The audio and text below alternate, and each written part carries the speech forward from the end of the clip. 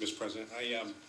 I would like to make just a couple comments. The first is in response to the senator from Eagle River's contention that we are not open for business. And there's somebody out there that disagrees with that, Mr. President.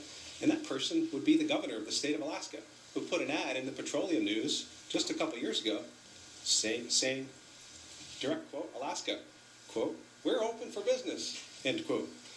And if I could read just what the ad says, Mr. President, it says, "Alaska is successfully encouraging investment from companies that are new to the state, with the number of petroleum companies doing business in the state almost doubling from 2006 to 2008.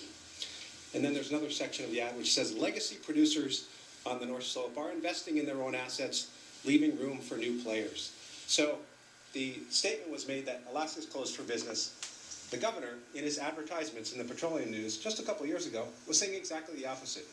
Now, I'm not going to stand here, Mr. President, on the floor of this body and let someone say that by trying to protect the interests of the state of Alaska, I'm somehow anti-American or I'm somehow anti-Alaskan.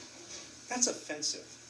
I don't appreciate that, Mr. President. I don't appreciate, because we are an owner state, and as an owner state, we should start acting like it. Being an owner state doesn't mean giving billions in tax breaks with no strings attached, getting nothing in return. That's the antithesis of an owner state. That's not an owner state. We're getting nothing for this bill. Billions in tax breaks, no strings attached. So I'm not going to stand here and get lectured on being anti-Alaskan for trying to stand up for Alaska. I'm not going to let it happen, Mr. President.